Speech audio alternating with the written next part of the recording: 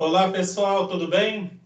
Na aula de hoje, a gente vai estudar algumas qualidades do som, que são reforço, reverberação e eco, que são alguns conceitos que a gente já fez, em geral, para as ondas.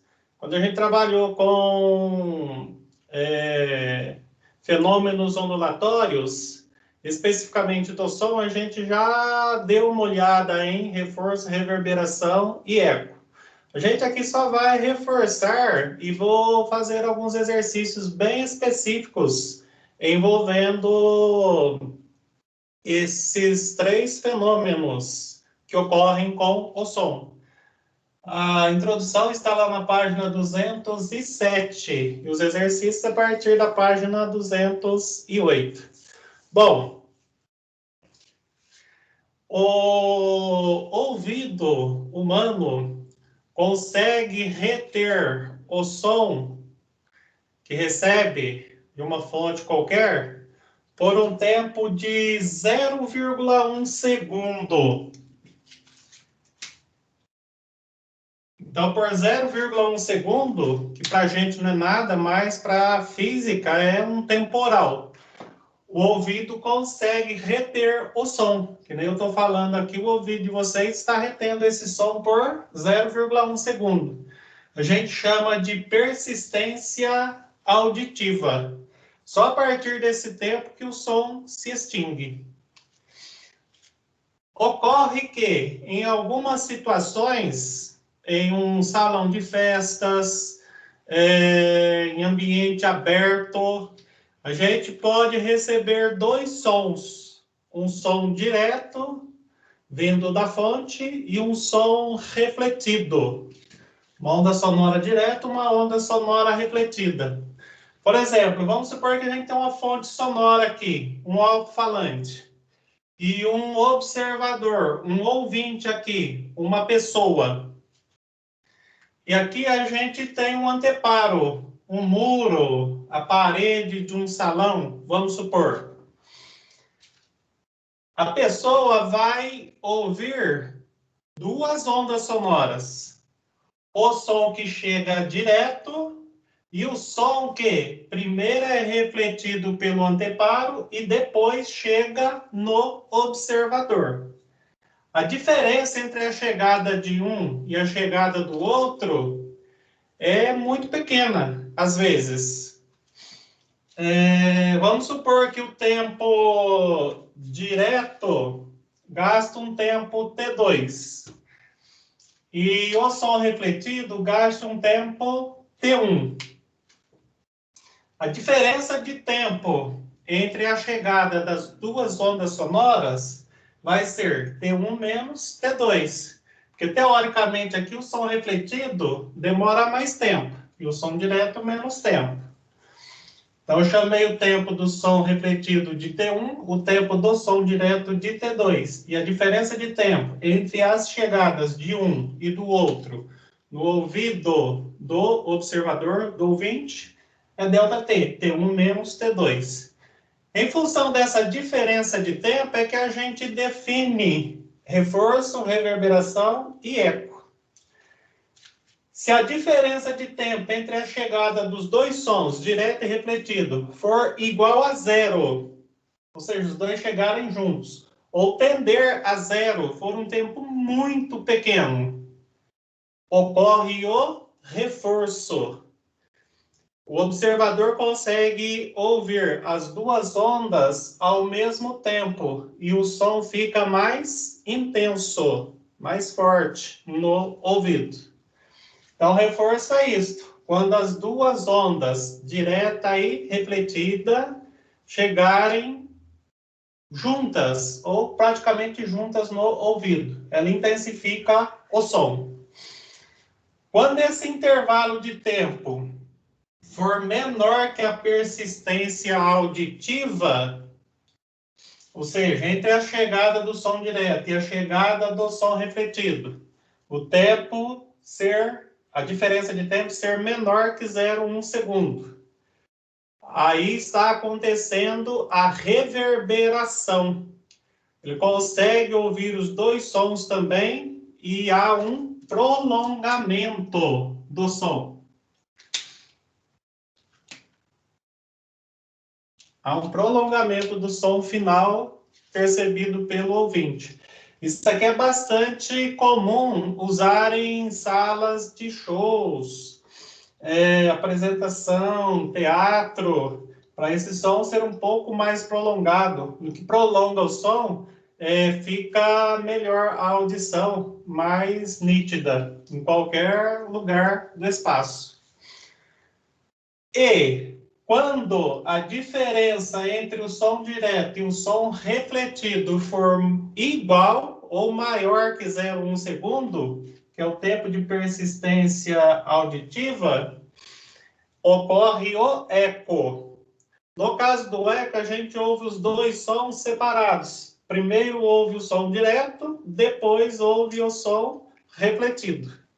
No ar, a temperatura normal de aproximadamente 20 graus Celsius, o som se propaga a 340 metros por segundo.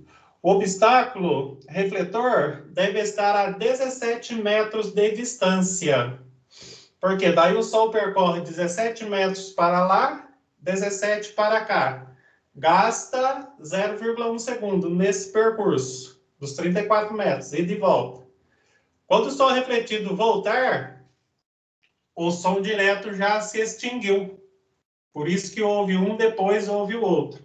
E se o tempo for maior que 0,1 segundo, sempre está acontecendo o eco. O eco é a partir de 0,1 segundo. Após 1, 2, 3 segundos, pode ser que a gente ainda perceba. Depende da distância do obstáculo. Se for bem maior que... No caso aqui, se for 170 metros, teoricamente, esse tempo vai ficar 10 vezes maior. Então, após 1 segundo só que você ouve o eco, tá? Mas isso aí envolve cálculo, envolve situações. Então, os fenômenos do reforço, da reverberação e do eco são esses aqui. Bem fácil de entender, bem simples. Isso aí no dia a dia a gente percebe bastante, só que não consegue definir um do outro. Agora vocês podem, né? Quando a diferença entre os dois sons, refletido e direto, for igual a zero, ou tender a zero, ser muito pequeno, está acontecendo o reforço, um som mais intenso. Quando a diferença de sons, direto e refletido, for menor que 1 segundo, 0,1 segundo, está acontecendo a reverberação, prolonga um pouco mais o som no ouvido. Ou a gente tem essa sensação. E quando for igual ou maior que 0,1 segundo, está acontecendo o eco. A gente ouve o som direto, ele se extingue. Depois é que chega o som refletido. Então você ouve os dois sons distintos, separados. Isso aqui em casa de shows, em lugares que você quer o prolongamento, quer o reforço, isso tem que ser evitado. De alguma forma você tem que eliminar, tá? Bom, isso aí a gente já tinha falado de maneira bem específica lá no estudo dos fenômenos ondulatórios, né? Porque o som é uma onda mecânica também. Agora aqui a gente detalhou especificamente para o som. Vou fazer os exercícios, alguns têm cálculos, outros não.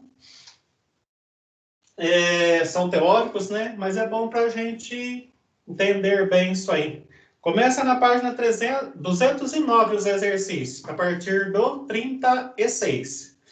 Olha o exercício número 36. Os morcegos e golfinhos se orientam emitindo ondas sonoras em torno de 150 kHz. Aí daria 150 mil Hz, né? E capturando suas reflexões pelos objetos ao redor.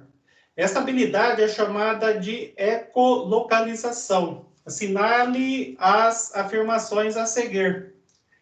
De acordo com cada alternativa acima, a gente vai dizer qual é correto, né? Primeiro, se o golfinho escutar duas reflexões diferentes de um pulso que ele emitiu, cada um com uma frequência diferente, então o objeto que refletiu a onda de frequência menor que 150 Hz está se afastando do golfinho. Isso aí é verdadeiro, tem a ver com o efeito Doppler, né? Ele emite uma onda de 150 kHz. Aí recebe uma frequência de menor que 150. Quando essa frequência aparente for menor que a real, o objeto está se afastando da fonte. No caso, era um morcego. Essa aí é verdadeira. Tem a ver com o efeito Doppler. Segunda, as ondas emitidas para a ecolocalização estão na faixa do infrassom. Nesse caso aí é falso, 20 Hz.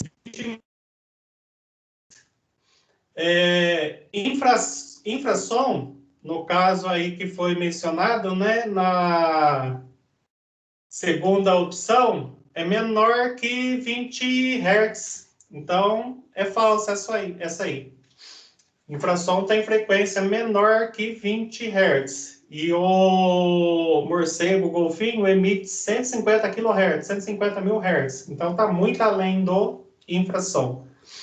Segundo, o tempo necessário para o golfinho ouvir o eco de um objeto a uma certa distância é menor que o tempo que o morcego levará para ouvir o eco do outro objeto, a mesma distância entre eles. Isso aí é verdadeiro também, tá? As frequências aí são iguais, mas o aspecto das ondas emitidas são diferentes. Cada um tem um aspecto diferente. Então, essa aí é verdadeira também. A alternativa correta é da letra C. A 1 a 3 estão corretas. No exercício número 37, uma sala de concertos deve emitir uma percepção clara dos sons.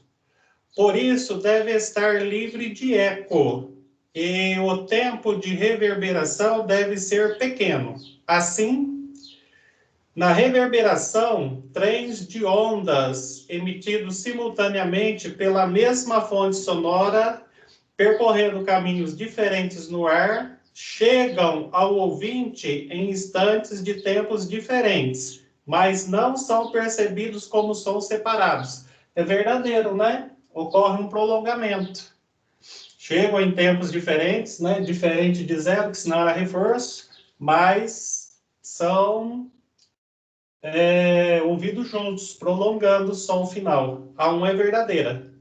2. O fenômeno da reverberação pode ser explicado considerando-se a interferência de trens de ondas emitidas pela fonte. Interferência já não cabe aqui, né? Interferência é quando uma onda encontra com a outra e causa uma variação na amplitude. Aí muda a característica. Essa aí é falsa. Terceiro, no eco, trens de ondas emitidas simultaneamente pela mesma fonte sonora, percorrendo caminhos diferentes no ar, chegam ao ouvinte em instantes de tempos diferentes e são percebidos como sons separados. Essa aí também é verdadeira, né? É a definição do eco aqui. Houve uma onda, que é a direta, e depois houve a outra, que é a refletida. A 1 e a 3, de novo, estão corretas. Alternativa da letra D, agora. No exercício número 18, para determinar a profundidade de um poço artesiano vazio, um estudante que se encontra próximo à abertura desse poço liga uma fonte que emite onda sonora de frequência 100 Hz e de comprimento de onda 1,5 metro. Considerando que no poço a temperatura seja constante e sabendo-se que o eco é registrado por um aparelho após 4 segundos, é correto afirmar que a profundidade desse poço em metro é igual a... Bom, nesse exercício,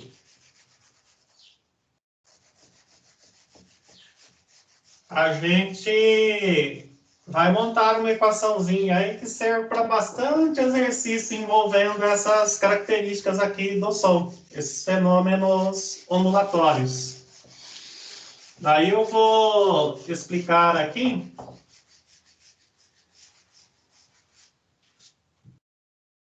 É o exercício número 38, da página 209. Então, é assim, a gente tem um poço. Aí é emitida uma onda aqui. Uma onda sonora. Com frequência. Onda sonora não, né?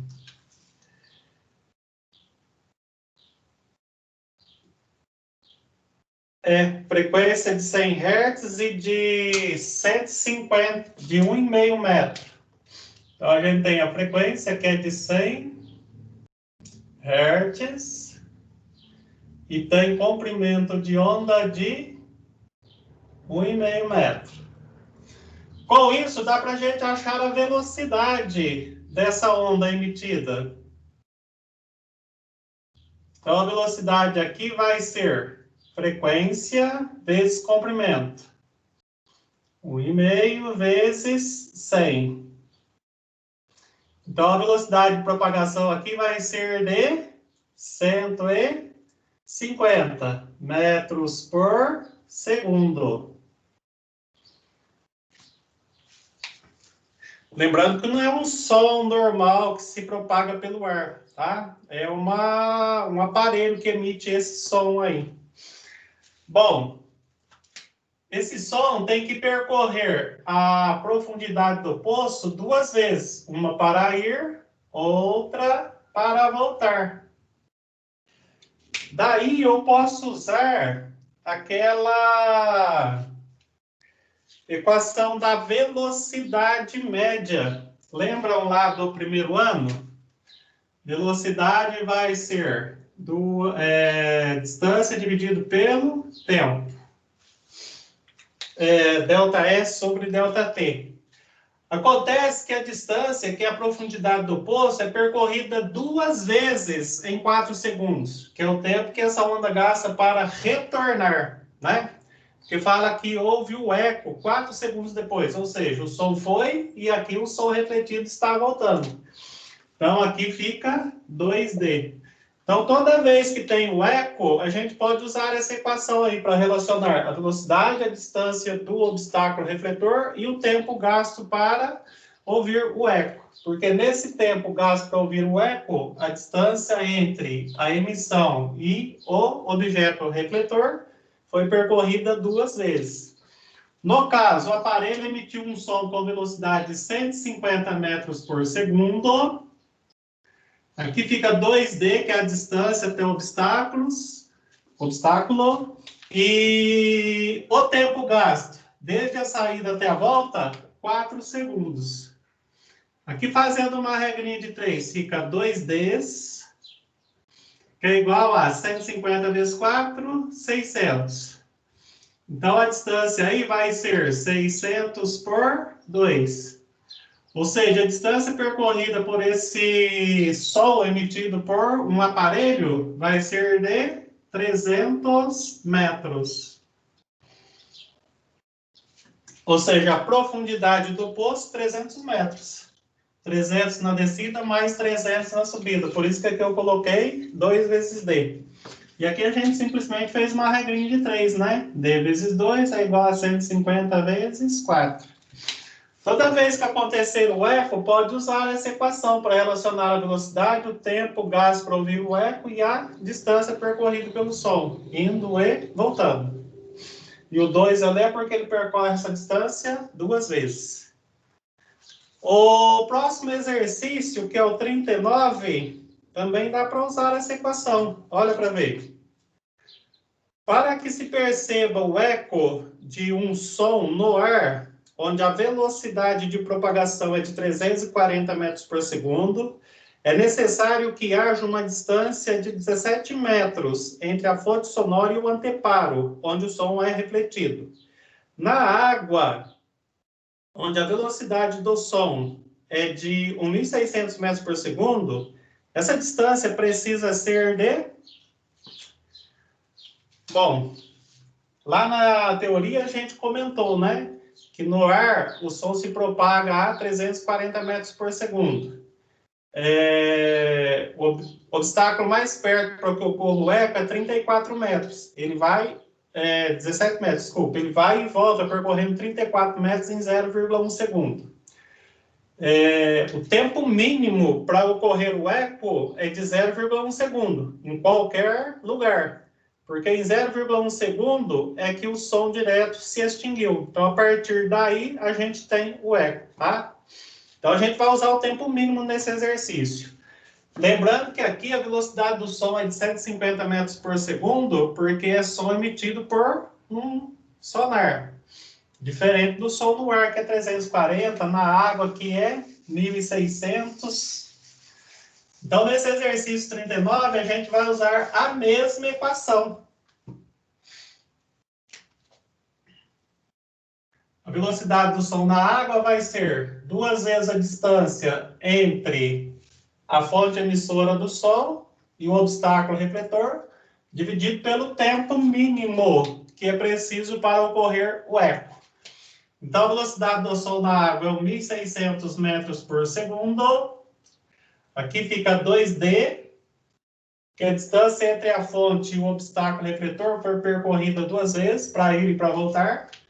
E o tempo mínimo para acontecer o eco, 0,1 segundo. Então, de novo, a gente faz uma regrinha de 3, D vezes 2, 2Ds. Que é igual a 1.600 vezes 0,1, 160. Aqui a gente fez uma regrinha de 3, né? 2D vezes 1 aqui, 1.600 vezes 0,1 ali. Então, a distância do obstáculo refletor para que ocorra o eco na água vai ser 160 por 2. O objeto refletor deve estar a 80 metros da fonte, sob a água, para começar a ocorrer o eco. Antes de 80 é reverberação. Depois de 80, sempre o eco. Aí depois de 80 metros, o tempo vai aumentando de 0,1. 0,1 aqui é o mínimo para acontecer, tá? O eco pode ocorrer a 4, igual ocorreu no outro, a 10, a 20, aí varia bastante. Mas essa equação aqui é bastante usada, né? No próximo exercício, que é o número 40, para a percepção inteligível de 2 sons consecutivos, o intervalo de tempo entre os mesmos deve ser igual ou maior que 0,1 segundo, que é o que a gente comentou várias vezes já, né? Portanto, num local onde a velocidade de propagação do som no ar é de 350 metros por segundo, para que ocorra o eco, a distância mínima entre uma pessoa gritando seu nome na direção de uma parede alta e refletida, e a referida parede deve ser de... Parede, no caso, aí que vai refletir o som, né? Então, a gente pode usar a mesma equação. A velocidade do som, nesse caso, vai ser, de novo, 2 vezes a distância entre a pessoa, que é a fonte, e a parede que reflete, sobre o tempo. A velocidade do som aí aumentou porque, com a variação de temperatura do ar, a velocidade pode variar. Ela pode aumentar um pouquinho de 340. No caso aqui, aumentou para 350. Aqui fica 2Ds. E o tempo para a onda refletida voltar da parede tem que ser de, no mínimo, 0,1 segundo. Então, aqui de novo a gente faz 2Ds, que é igual a 350 vezes 0,1, 35. Que a gente fez uma regrinha de 3. D vezes 2D vezes 1, que é igual a 350 vezes 0,1. Por isso, a distância mínima da parede até a pessoa, nesse caso, vai ser 35 por 2, que vai dar 17,5 metros. Tá vendo? Por isso que, às vezes, muitas experiências são difíceis da gente conseguir o resultado certo, porque tem bastante coisa que influencia. Temperatura do ar, no caso aí do som, a distância do objeto refletor influencia. Então, tem bastante coisa aí que a gente precisa considerar quando vai fazer experimento. Mas isso aqui é uma coisa boa de fazer experiência, viu? Com o som, principalmente livre, assim, dá para fazer. Tem um experimento onde a gente prova que o som não se propaga no vácuo. É bem fácil, é bem tranquilo de fazer. No exercício número 41, uma sala de concertos deve permitir uma percepção clara dos sons. Para isso, deve estar livre de eco e o tempo de reverberação deve ser pequeno, menor que 0,1 segundo, né? Assim, olha, dentre as alternativas, aqui está correta a alternativa da letra C. As outras estão incorretas. E a alternativa da letra C, ela é o conceito, é a definição do eco.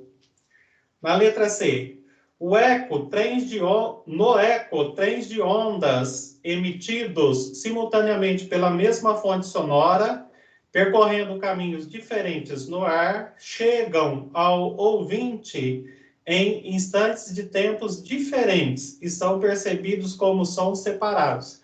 Então, a alternativa correta aí é a da letra C. Ela define o eco. Não tem nada a ver com reverberação. A reverberação, lá no próprio enunciado, ele já dá a definição, né? E para fechar aí, o exercício número 42. No exercício 42, já na página 210. Os seres humanos e muitos outros animais usam sons para se comunicar. Contudo, alguns animais, como os morcegos, usam ondas sonoras para localizar suas presas. Para isso, o morcego emite uma onda sonora que é refletida na presa. Pelo tempo que a onda leva para retornar, ou seja, o tempo gasto até que o animal receba o eco do som emitido, daí dá para se estimar a distância em que se encontra a presa. Esse processo é conhecido como ecolocalização. A gente já comentou isso em vários exercícios, até o primeiro exercício envolvia isso aí, né? Os morcegos podem emitir ondas sonoras extremamente agudas, cujas frequências podem chegar a 150 mil Hz e a velocidade de 340 metros por segundo no ar. Isso aí lá no primeiro exercício também tinha, né? Só que a frequência lá estava em kHz, 150 kHz.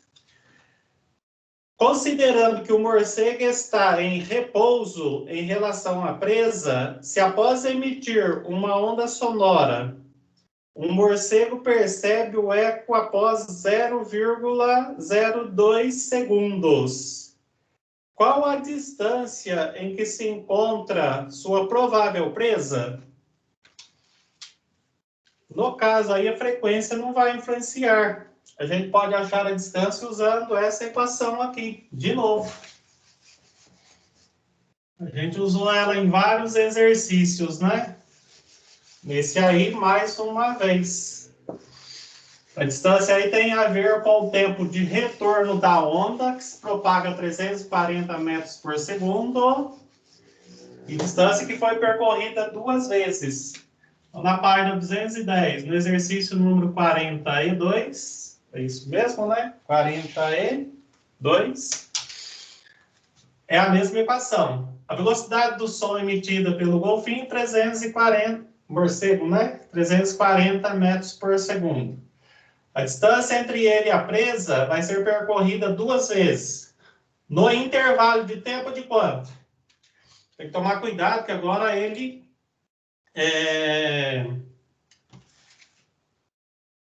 recebeu o eco após 0,02 segundos. A gente vai usar esse tempo aqui, 0,02 segundos. Aí, fazendo uma regrinha de 3, fica 2Ds, que é igual a... Eu fiz uma regrinha de 3, né? 2D aqui, vezes 1, 340 vezes 0,2. 340 vezes 0,02 dá 6,8. Então, a distância D que se encontra a presa vai ser 6,8 por 2. Então, a presa encontra-se a uma distância de 3,4 metros.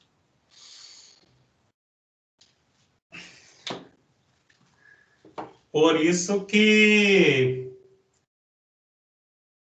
o tempo de volta do eco aí foi bem pequeno, né? É um animal, não é o ouvido humano, e a distância é muito pequena para uma onda de frequência 150 kHz, 150 mil Hz. Mas, basicamente, a mesma equação é a mesma interpretação, ok?